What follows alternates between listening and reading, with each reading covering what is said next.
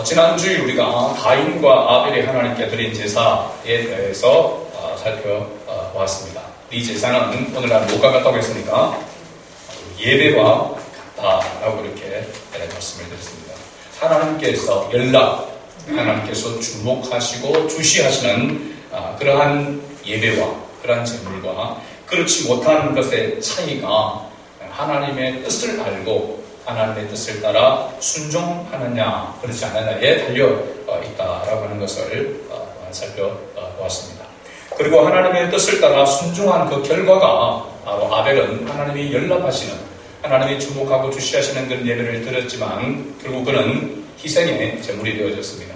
죽고 말았습니다. 그것은 바로 오늘 우리를 향하여서 주님께서 주시는 바로 교훈의 메시지입니다. 예수 그리스도로 말미암아 우리가 다시 태어난 거듭난 자가 되어졌습니다. 주 안에서 죽고 주님과 함께 다시 사는 것이죠. 그래서 이제 사는 것은 내가 사는 것이 아니고 내 안에 사는 그리스도와 함께 사는 것이다. 사도 바울이 고백했던 것처럼 바로 우리가 이와 같은 삶을 살아야 된다라고 하는 것. 그 구원받은 자로서의 삶, 자기를 위한 삶이 아니라 주님을 위한 삶을 살아야 된다. 그것은 바로 이 땅에서 하나님의 나라를 확정하는 것, 영혼 구원을 위한 그 삶을 위해서 우리가 살아가야 한다라고 하는 것을 우리에게 교훈하는 말씀이라고 이야기를 했습니다. 그리고 지난주에 우리가 예배 설교 영상이 준비되지 못해서 그 이전에 제가 부산 중앙교회에서 설교했던 것을 한번 보시라고 카톡에 이렇게 올렸는데 보신 분 이렇게 보셨습니다. 제가 간증도 하고 그렇게 그 본문의 원래의 그 내용을 잘 어떻게 보면은 설명했고 지난주에는 같은 본문을 가지고 포커스를 예배에 맞춰서 말씀을 이렇게 함께 나누었습니다.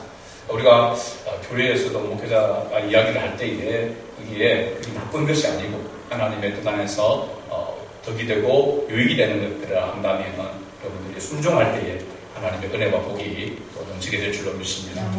속담에 그런 말 있죠. 부뚜막에 소금도 집어넣어야 짜다. 그런 말이 있습니다. 그 말은 우리가 적용해보면 아무리 좋은 말씀이 있어도 그 말씀을 듣고 순종하지 아니하면 하나님의 역사가 나타나지 않는다라는 사실입니다. 우리 모두에게 다시 한번 하나님의 뜻을 따라 순종하는 그런 은혜가 있기를 다시 한번 주의 축복합니다. 아멘. 오늘 말씀은 가인이 제사에 실패하고 분노하여서 결국은 그 아우 아벨을 들판으로 유인해서 돌로 쳐 죽이는 사건이 있었던 그 이후입니다. 그리고 보니 인류 최초의 살인 사건이 바로 가인이 아벨을 죽인 사건이다라고 이렇게 말할 수 있죠. 그래서 살인을 저질른 범죄인 이 가인에게 오늘 하나님께서 여호와께서 찾아오셔서 그 가인과 대화하는 그런 장면이 오늘 본문의 내용입니다. 먼저 여호와께서 가인에게 찾아오셨다라고 하는 것이 중요합니다. 여러분 하나님께서 우리에게 찾아오지 않으면 우리가 하나님을 알 길이 없고 하나님께로 갈 수가 없습니다. 그래서 여호와께서 이끌지 아니하시면 주께로 나올 자가 없다라고 하는 말씀은 진리의 말씀입니다. 그래서 우연찮게 우리가 이 자리에 나와 있는 것 같지만은 나오고 싶어도 나올 수 없는 상황이 있고 그죠? 하나님의 뜻에 있어서 하나님께서 이끌어서 이 자리에 나오게 된 줄로 믿습니다. 그래서 하나님께서 우리에게 말씀을 통하여서 이 예배를 통하여서 또한 은혜를 주시기 위해서 이 자리로 이끄셨다라고 하는 그 마음을 가지고 그런 믿음을 가지고 우리가 주님의 말씀에 귀를 기울인다면 반드시 하나님께서 은혜 위 은혜를 더하여 주실 줄로 믿습니다. 그리고 이게 구원이라고 하는 것은 절대적인 하나님의 주권에 의해서 이루어지는 것이다. 사람의 성행이나 의로 말미암아 구원이 우리에게 주어지는 것이 아니라 하나님께서 우리에게 은혜의 선물을 주셔야만 구원의 선물을 주셔야만 우리가 구원을 받을 수 있다라고 하는 이 진리의 말씀은 그래서 틀림없는 사실입니다. 여호와 하나님께서 범죄한 가인에게 찾아오셨습니다. 그리고 첫 마디에 하나님께서 가인에게 말합니다. 네 아우 아벨이 어디 있느냐? 라고 이렇게 질문을 합니다. 여러분 이게 보면 지금 여호와 하나님께서 아벨이 어떤 상태가 되어 있는지 그 과정이 어떤지를 몰라서 질문을 했겠습니까? 아니겠죠, 그죠? 마치 아담과 하와가 선악과 열매를 따먹고 난 이후에 숨을 때 아담아 네가 어디 있느냐라고 질문을 하는 것과 같습니다. 그래서 사실 이것은 엄격하게 보면은 질문이라고 하기보다는 신문에 가까운 것이죠. 신문. 그렇죠? 다 알고 있다 이거죠. 그죠? 다 알고 있다. 그러니까 네가 어디 있느냐, 네 아벨이 어디 있느냐라고 하는 것은 지금 네 상태가 어떤 상태에 있느냐라고 하는 그러한 바로 의미가 있는 질문이다라고 이렇게 말합니다. 그래서 이 하나님의 질문에 가인이 대답을 하게 되죠. 뭐라고 대답합니까? 내가 알지 못하나이다. 그리고 내가 내 아우를 지키는 자니까. 굉장히 좀 당돌한 그런 어떤 대답이다라고 할 수 있습니다. 내가 알지 못하나이다. 뭐 진짜 모르는 겁니까? 자기가 죽여놓고 자기가 죽여서 묻어놓고 그죠? 땅속에 지금 묻어놓고 있다는 거 아닙니까? 자기가 한 일에 대해서 정말 하나님이 어떤 하나님인가 라고 하는 것을 제대로 알고 있다면 그 자리에서 바로 굴복할 수밖에 없는 그런 상황인데 내가 범죄하였나이다. 하나님 나를 불쌍히 여겨달라고 이렇게 했을 텐데 내가 알지 못하나이다 라고 이렇게 한마디로 시침을 대죠. 거짓말을 하는 것입니다. 거짓말. 그렇죠? 그리고 난 다음에 내가 내 아우를 지키는 자니까. 이 말은 그러면 아벨을 실제로 지키는 자가 누구라고 이야기하는 겁니까? 하나님을 이야기하고 있는 것이죠. 하나님께 책임을 전가하고 있는 거죠. 여러분 아담과 하와가 역시 마찬가지죠. 그죠? 그것을 아담은 하와에게 책임을 전가시키고 하와는 뱀에게 이렇게 전가시키는 그런 모습을 우리가 본 것과 마찬가지로 여기서 보면 가인의 이 속성은 바로 사탄의 속성과 같다라고 하는 것을 알 수 있습니다. 왜 이렇게 너무나도 완벽한 그러한 상황에서 드러날 수밖에 없는 드러나는 그런 상황에서 이렇게 시침일 때는 그죠? 정말 거짓말을 너무나도 천연덕스럽게 하는 이 가인의 이 모습은 실제적으로 보면은 가인이 어떤 양심의 그런 어떤 것보다도 가인이 뭔가에 씌워져 있기 때문이다 라고 하는 것을 우리가 알 수 있습니다. 여러분 이단이나 이런 사이비들의 사람들이 넘어가는 걸 보면 이게 잘 이해가 안 됩니다. 우리가 어떻게 보면 초등학교 수준만 되어도 알아보고 들어보면 구분이 되는데 그럼에도 불구하고 그게 넘어간다는 것은 이게 그냥 이성적인 그런 부분이 아니라 영적인 문제이기 때문에 그렇다라고 하는 것을 알 수 있습니다. 영적으로 덮어 씌우는 것입니다. 그렇죠? 영적으로 사로잡히게 되면 대부분 사람들은 분별하는 것을 분별하지 못하고 거기에 미혹되어 넘어간다는 것이죠. 가인이 누구에게 소속되어 있기 때문에 이와 같이 거짓말을 하고 책임을 하나님께 전가시키고 하는 이런 모습을 가지고 있는가? 지난주에 우리가 말씀을 보았습니다.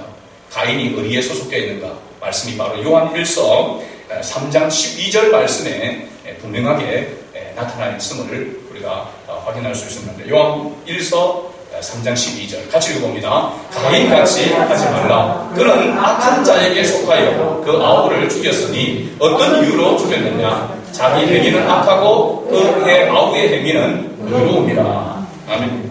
가인이 누구에게 속했다고요? 악한 자에게. 이 악한 자는 바로 사탄을 이야기하고 있는 것입니다. 악한 자에게 속하게 되었기 때문에 가인이 분노하게 되어졌고 하나님의 뜻을 따라 들으지 아니하고 하나님의 뜻을 따라 순종하지 아니하고 자기 마음대로 하고 그렇게 잘못을 했음에도 불구하고 죄를 범하였음에도 불구하고 하나님 앞에서 또한 거짓말을 하고 책임을 전가시키고 내 아우를 지킨 자입니다. 이건 뭐냐면 하나님께 책임 전가뿐만 아니라 하나님께 대한 도발이다. 정면 도전이라고 이렇게 말할 수 있습니다. 이런 사탄의 바로 속성, 이 가인의 속성이 바로 사탄의 속성에서 나오는 것이죠. 그래서 구약성경 레위기 19장 16절 말씀을 보면은 하나님께서 이스라엘 백성들에 이렇게 말씀하셨습니다. 같이 읽어봅니다. 너는 내 백성 중에 돌아다니며 사람을 비방하지 말며 내 이웃의 피를 흘려 이익을 도모하지 말라. 나는 여호와니라. 아멘. 이 말은 한마디로 이야기하면 사탄의 속성을 따라서 살아가지 말라라고 하나님께서 언약의 백성인 이스라엘 백성들에게 말씀하고 있는 그 말씀입니다. 백성 중에 돌아다니며 사람을 비방하는 자, 그죠? 이웃의 피를 흘려 자기 이익을 도모하는 자. 이것은 하나님의 자녀, 구원받은 언약의 백성의 모습이 아니라고 하는 것입니다.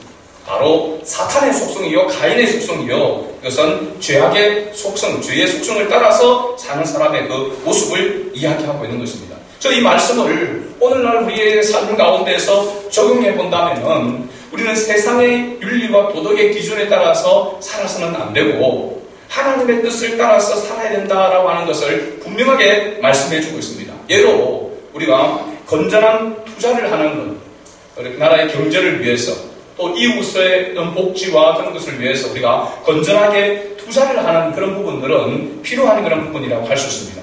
그러나 남을 손해보고 다른 사람들은 다 손해보고 나만 이익을 보겠다라고 하는 그런 투기적인 그러한 모습으로서 우리가 투기하는 이것은 하나님 앞에 합당치 않다라고 하는 것입니다.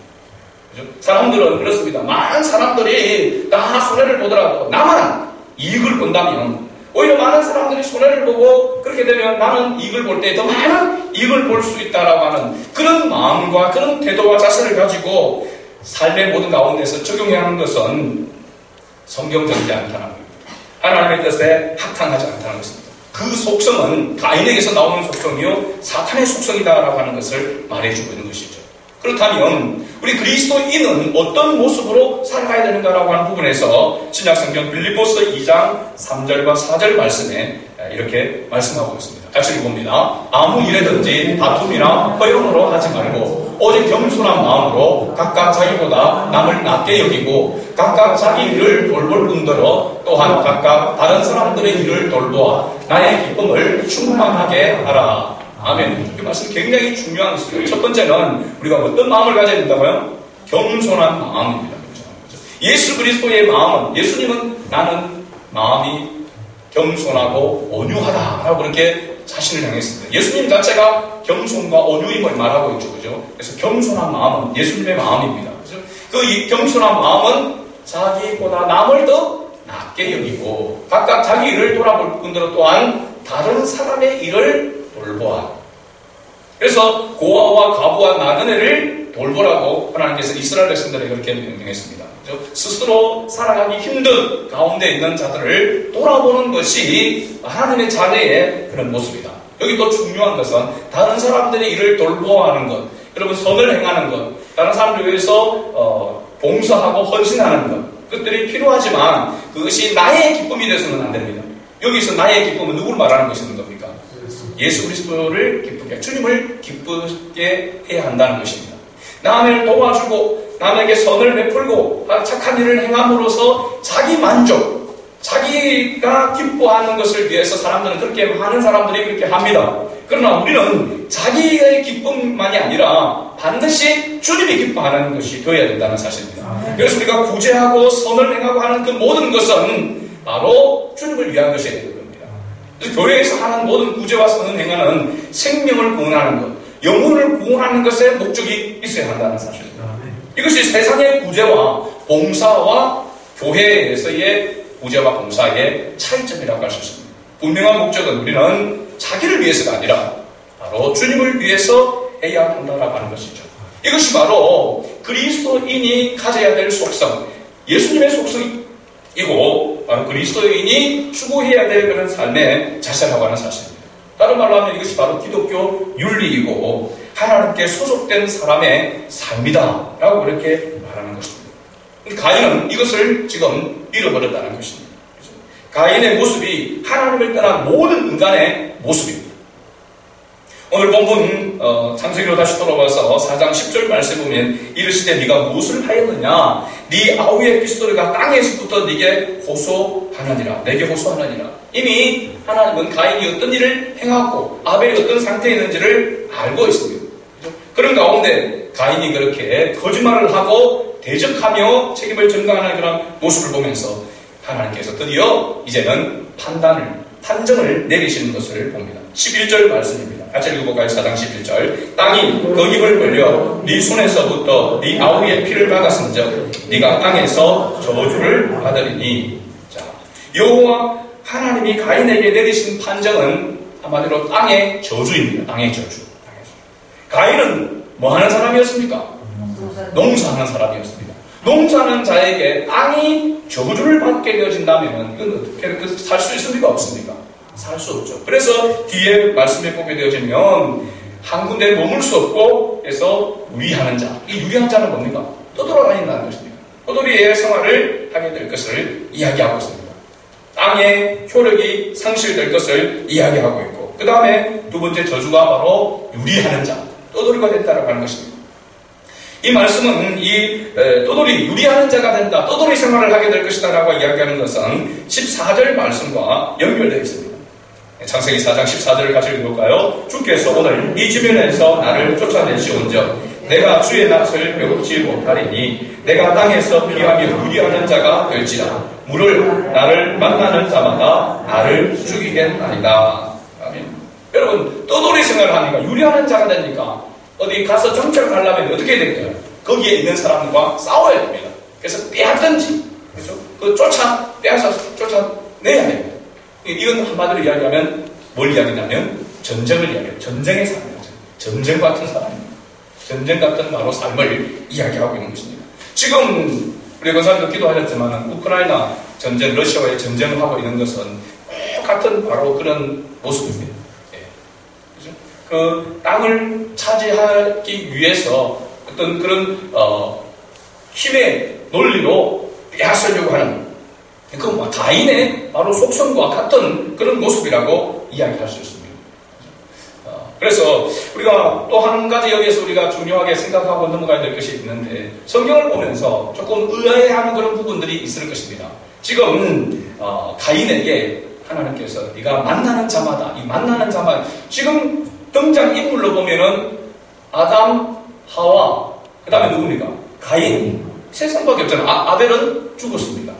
근데 뭘 사람들이 많아가지고 또 만나는 자마다, 이 만나는 자마다라고 하는 것은 사람을 포함해서 모든 피조물들을 포함한다라고 원어에는 그렇게 되어 있습니다. 그러니까 짐승들을 비롯해서 모든 피조물들이 바로 가인을 죽이겠다. 왜냐하면 저주를 받았으니까. 그죠? 그런 상태입니다. 근데 그 당시에 사람들이 아담과 하와, 가인 외에도 더 많이 있었을까요? 없었을까요? 네.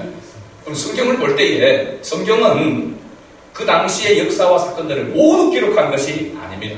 필요한 부분만, 구속학적인 그런 사건들, 등장인물들만 기록되어 있는 것이지 모든 사람들을 다 기록하고 있고 모든 사건들을 다 기록하고 있지 않다는 것을 우리가 성경을 읽으면서 염두에 둬야 됩니다.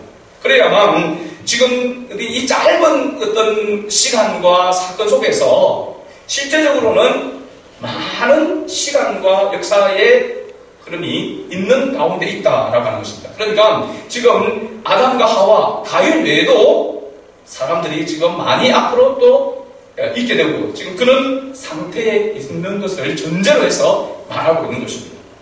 그러니까 만나는 자마다 여러 사람이 분명히 있다라고 하는 것을 말하고 있다는 것이죠. 그죠? 그러니까 성경을 우리가 읽을 때에 이 부분이 성경 전체의 모든 사건과 모든 사람들을 다 기록하고 있지 않다는 것입니다. 하나님은 필요한 사람들을 그때 등장시키고 필요한 일들에만 사건들을 기록하고 있다라고 하는 것을 우리가 염두에 두고 말씀을 보아야 됩니다. 자, 이제 요 하나님이 가인에게 내린 이 판정이 그 판정으로 말미암아 가인이 하나님 앞에 아뢰입니다. 다시 13절 말씀이죠. 가인이 여호와께 아뢰되 내 죄벌이 지기가 너무 무거우니다 라고 이렇게 고백합니다. 어떤 보게 되면 가인이 자기가 지은 그 죄로 인하여서 이제 마치 회개를 하는 듯한 뉘우침을 갖는 듯한 그런 모습으로 보여집니다. 그런데 실제로는 그렇지 않습니다. 요 하나님께서 가인에게 죄에 대해서 신문하고 판정하신 것은 법정적인 그런 모습으로 보면은 이 상황이 지금 집행유예와 같은 그런 상황입니다. 집행유예. 집행유예라고 하는 건 제가 사전에 보니까 유죄의 형이지만 죄가 있는 것이지만 그런 형벌이지만 이를 바로 집행하지는 않고 일정 기간 동안 그 형의 집행을 미루어주는 것이며 그 일정 기간이 지나게 된다면 형 선고의 효력이 상실하여 형 집행을 하지 않는 제도를 집행유예라고 이렇게 말합니다. 집행유예. 저도 이런 한번 경험이 있습니다. 집행유예 경험. 어떠냐면 도로교통법을 어겼는데 애매한 상황이란 말이죠. 애매한 상황. 그래서 경찰이 이게 저를 이렇게 와서 신호 위반을 했다라고 하면서 제가 횡단보도에서 진입을 하려고 하는 그런 상황에서 이제 황색 신호등이 바뀌면마자 거기에서 이제 들어와야 되니까 그렇게 진입을 했는데 딱 기다리고 있다가 안 보이는 데서는 안 갔을 텐데 근데 딱 진입을 했는데 잡는 거예요. 그래서 이런 상황을 이야기하니까 굉장히 화를 내면서 그때 당시에 보면은 되게 4만 원 그 정도의 범칙금을 과태료를 물어야 되는데 자기 화가 나가 7만 원짜리를 걷는 거예요. 그래가지고 굉장히 화나잖아요. 전두사 때인데 7만 원이 얼마나 큰 그 돈인데 뭐 사례 몇십만 원 받을 텐데 7만 원. 그래서 도저히 나는 받아들일 수 없다. 이의신청을 하겠다. 해서 진짜 경찰서 가서 이의신청을 했습니다. 그래서 어느 날 몇 날 몇 시에 그 재판 나오라 하더라고요. 좀 뭐 처음으로 재판에 이렇게 갔습니다. 재판에 참여를 했는데 그 경찰도 왔어요. 그래서 오고 재판을 했는데 저는 판사가 경찰이나 뭐 같은 거라고 생각하고 안 될 거라 생각하고 그래도 뭐 기분 나쁘니까 한번 부딪혀보자고 갔는데 판사가 그 상황을 자기들도 이제 딱 보고 정확하게 알고 계시더라고. 그러면서 이 황색 신호등에서 진입을 할 수밖에 없는 그런 상황을 이해를 하시더라고. 그러면서 뭐냐면 그렇지만 황색 신호등에서 진입한 것은 엄격하게 법을 위반한 것입니다. 그것은 사실이다. 그래서 어떻게 했냐면 벌금이 7만 원인데 그 벌금을 유예한다 이렇게 합니다. 집행을 했는데 집행 유예를 하니까 벌금을 제가 냈다는 말입니까? 안 냈다는 말입니까? 벌금은 내지 않았다는 겁니다. 그러나 신호를 위반한 것은 사실이라는 거죠. 이 집행유예라고 하는 부분이 바로 이 부분입니다. 왜 이걸 제가 이야기하냐면 지금 가인에게 하나님께서 그런 죄에 대한 아벨에 대한 죽인 그 죄로 인하여서 하나님께서 그 죄에 대해서 지금 심판을 하겠다는 것입니다. 그죠? 저주하겠다라고 하는 것이죠. 그렇지만 아직까지는 뭡니까? 집행되어지지 않고 있는 상황이라는 겁니다. 그런데도 불구하고 가인은 뭐냐면 내 죄벌이 내 죄가 너무 무겁다는 거예요. 자기가 지은 죄에 대해서 무겁다라고 이야기하면 이해가 되는데 그 벌의 형벌이 무겁다고 이야기하는 거예요. 지금 이해가 되십니까? 그러니까 가인이 지금 죄를 뉘우치는 것이 아니라 하나님께서 네가 이런 죄를 지었으니까 네가 이런 저주 형벌을 받는 것이 마땅하다 그렇게 지금 선언을 하는데 그거 무겁다는 겁니다.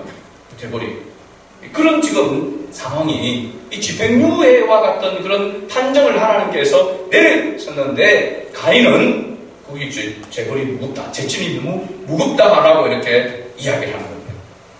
그럼에도 불구하고 이 가인에게 하나님께서 뭘 주시냐면 15절의 말씀에 표를 하나 주십니다. 15절에 같이 읽어볼까요? 여호와께서 그에게 이르시되 그렇지 아니하다. 가인을 죽이는 자는 벌을 7배나 받으리라 하시고 가인에게 표를 주사 그를 만나는 모든 사람에게서 죽임을 면하게 하시니라. 아멘. 자, 여기 표가 무엇인가라고 하는 사실입니다. 표가 뭔가? 뭔가를 이마에 뭐 새겼든지 뭔가 이렇게 보여주는 그런 표인 것 같습니다. 그죠? 마치 뭐 주홍글씨와 같이, 그죠? 그런 옛날에 뭐 죄를 지으면 이마에다가 본죄 그거를 새겨가지고 그렇게 기함을 보내고 하는 그런 모습과 같이 어떤 표시를 분명히 한 것 같은데 어떤 표시인지 어떤 분들은 많이 나와가지고 나치 표시를 막 찍었다 이런 분들도 했는데 그건 성경에서 어떤 표시인지는 정확하게 언급을 하고 있지 않습니다. 그럼 우리가 더 이상 뭐 어떤 표시일 것이다 라고 상상할 이유는 없겠죠. 그죠? 그런데 상징적인 의미는 분명하게 알아야 된다는 사실입니다. 이 표가 무엇을 상징하고 있는가? 본문을 중심으로 보면 두 가지 상징적인 의미가 있는데 첫째는 뭐냐면 부끄러움의 표시다. 죄를 지은 자로서의 드러나는 그 모습이 바로 부끄러움의 표시. 두 번째는 뭐냐면 하나님의 돌보심의 표시라고 하는 것을 아실 수 있습니다. 하나님은 종종 이스라엘 백성들에게도 이와 같은 모습으로 역사하셨던 것을, 말씀하셨던 것을 우리가 찾아볼 수 있습니다. 예로 출애굽기 12장 13절 말씀, 출애굽기 12장 13절 말씀 같이 읽어봅니다. 내가 애굽 땅을 칠 때에 그 피가 너희가 사는 집에 있어서 너희를 위하는 표적이 될지라. 내가 피를 볼 때에 너희를 넘어가리니 재앙이 너희에게 내려 멸하지 아니하리라. 아멘. 여기 표적은 뭐였습니까? 피였습니다. 피. 그죠? 이스라엘 백성들 이게 무슨 상황인지 알죠? 그죠? 10가지 재앙 중에 바로 마지막 장자의 재앙에서 이스라엘 백성들이 머무는 그 고센 땅과 애굽 땅의 전 지역에 하나님께서 짐승이나 사람이나 첫 것을 다 죽이는 바로 장자의 재앙이 내려질 때에 고센 땅에 머무는 이스라엘 백성들은 그 집 문에 어린 양의 피를 잡아서 그 피를 문설주에 바르게 될 때에 그 재앙이 넘어간다. 그래서 지키는 절기가 유월절이라고 했습니다. 그렇죠? 바로 그 유월절 하나님의 구원의 그 상징의 표가 바로 이 피였습니다. 어린 양의 피. 그러면 이 사인이 두 가지의 의미를 가지고 있습니다. 이스라엘 백성들에게는 구원과 생명의 사인이지만, 표시이지만 바로 애굽 사람들에게는 뭐냐면 심판의 그러한 사인이 된다고 하는 것을 알 수 있습니다. 그렇죠? 그래서 애굽 사람들에게는 심판과 죽음의 재앙이지만은 언약의 백성인 이스라엘 백성들에게는 바로 구원과 생명의 표적이라는 것. 그리고 이 표적이 어떤 표적인지를 구약의 이사야 선지자는 이 표적에 대해서, 이 징조에 대해서 분명하게 그 실체에 대해서 예언하고 있는 것을 볼 수 있습니다. 이사야 바로 7장 14절 말씀, 우리 잘 아는 말씀인데 같이 봅니다. 그러므로 주께서 친히 징조를 너희에게 주실 것이라. 보라, 처녀가 잉태하여 아들을 낳을 것이요 그의 이름을 임마누엘이라 하리라. 아멘. 누구를 말하고 있는 겁니까? 예수 그리스도를 말하고 있습니다. 그렇죠? 징조, 사인을 주셨습니다. 표를 주셨는데 그 표가 어떤 표시, 이마에 이런 표시가 아니라 바로 예수 그리스도가 바로 구원자, 메시아라고 하는 바로 표가 된다, 징조가 된다라고 하는 것을 분명하게 말씀해 주고 있습니다. 그래서 전체적인 의미로 살펴본다면 이 표적은 바로 예수 그리스도의 십자가를 말하고 있다는 겁니다. 예수 그리스도의 십자가를 우리가 볼 때에 두 부분으로 볼 수 있습니다. 죄에 대해서 심판을 받는 부분에서 보면은 예수님이 십자가에 대해서 어떤 모습이었습니까? 부끄러움의 모습이었습니다. 그죠? 옷이 벗겨지고 채찍을 맞으시고 온갖 고난과 고통을 당하시는 그 모습, 죄에 대한 바로 심판이죠. 판정이라고 할 수 있습니다. 그 모습은 처절하고 부끄러운 그런 모습이었습니다. 그러나 또 한편으로 보면 그 십자가는, 예수님의 그 십자가에서 그 피는 바로 믿는 자들에게 하나님의 구원과 생명의 사인이라고 하는 것을 알 수 있습니다. 자, 그렇게 보면 말세에 나타날 그 징조에 관한 그 부분 가운데서 볼 때에 우리가 요한계시록에서 666 짐승의 수라고 했습니다. 사인, 우리가 바코드를 받았니, 뭐니, 이마에 바코드를 받니, 손등에 뭘 받느니, 그것은 그런 표시가 아니라 짐승에게, 사탄에게 미혹되어져서 예수가 그리스도이심을 믿지 않는 자들은 바로 그 모든 것들이 표인 것입니다. 예수가 그리스도이심을 믿는 자, 바로 십자가의 내 속의 은혜를 믿는 자들의 표는 뭐냐면 구원과 생명의 표시라고 하는 사실이죠. 그러니까 겉으로 뭔가를 박아서 뭔가를 사인을 해서 표시를 해서 구별된 것이 아니라 하나님의 아들 예수 그리스도를 믿느냐 믿지 않느냐로 구분이 된다고 하는 사실입니다. 이것이 하나님께서 보여주는 바로 사인입니다. 가인이 악한 자에게 소속되어 있는 한 그는 저주 아래에 있습니다. 그러나 여호와 하나님께 속한 자는 십자가의 대속의 은혜로 말미암아 사망에서 생명으로 옮겨지는 그 구원의 은혜를 얻게 된다는 것이죠. 이 여호와 하나님의 구속사적인 메시지가 바로 이 가인과 아벨의 사건 속에서 하나님께서 우리에게 알려주고 있는 것입니다. 말씀의 결론을 맺습니다. 지금 오늘 우리는 어디에 소속되어 있는가, 어디에 속하여 있는가라고 하는 것을 항상 살펴야 하는 것입니다. 내가 어디에 속해져 있는가, 내가 어디에 속하여 어떤 속성의 모습으로 살아가고 있는가라고 하는 것은 우리의 삶의 모습 속에서 나타납니다. 가인의 속성으로 살아가고, 그래서 남이 어떻게 됐든 말든 자기 이익을 위해서 살아가고, 그죠? 남을 돌아보지 않냐고 자기만을 위해서 살아가는 삶은 가인의 삶입니다. 가인의 속성, 사탄의 속성입니다. 그러나 겸손한 마음으로 예수가 그리스도이심을 믿음으로 고백하면서 하나님의 은혜가 없이는 살아갈 수 없다. 하나님께서 말씀하신 것처럼 나보다 남을 위한 삶, 주님을 기쁘시게 하는 그 삶을 살아가는 사람은 주님께 속해져 있고 주님에 소속되어져 있다라고 하는 그런 표시가 되는 것입니다. 여러분 어떻습니까? 오늘 우리의 모습 속에서는 어떤 모습이 많이 나타나고 있습니까? 가인의 속성이 나타나고 있습니까? 아니면 예수 그리스도의 속성이 그런 모습이 우리의 삶 속에서 나타나고 있느냐는 것입니다. 계속해서 가인의 속성이 나타나고 있음에도 불구하고 가인처럼 거짓말하고 죄를 지었음에도 불구하고 그죠? 그 죄를 짓는 그 대가에 대하여서 죄벌에 대해서만 무겁다라고 핑계하면서 하나님 앞에 책임을 전가시키고 거짓말하고 오히려 하나님을 대적하는 그런 모습으로 우리가 살아가고 있다면 우리는 하나님 앞에서 반드시 십자가 앞에 회개해야 되는 것이죠. 우리 속에 끊임없이 솟아오르는 이 속성들, 가인의 속성을 끊임없이 예수 그리스도의 피로 하나님의 은혜로 우리가 드러내야 되고 씻어내야 되고 잘라내는 삶을 살아가는 것이 바로 우리가 이 땅에서 영적인 싸움을 싸우는 삶이라고 사도 바울은 그렇게 말씀하셨습니다.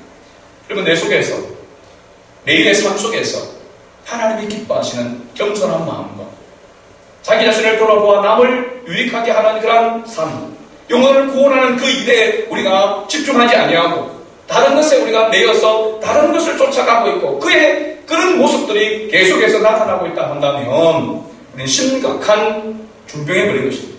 그것을 알고 매일 매 순간마다 주님의 이름을 부르면서 하나님 오늘도 주님의 뜻을 위해서 살아가려고 했는데 내가 좀 선한 마음을 가지고 하나님의 뜻을 따라 겸손함으로 살아가려고 했는데 자꾸 내 자신을 드러내려고 그러고 과시하려고 그러고 교만한 마음이 그냥 문득문득 쓴뿌리들이 솟아나는 그런 모습들이 있습니다. 하나님 나는 공고한 자입니다. 하나님 나에게 은혜를 베풀어 주옵소서. 성령님의 은혜가 없이는 살아갈 수 없습니다라고 하는 이 고백이 우리 매 순간 있어야 될 줄 믿습니다.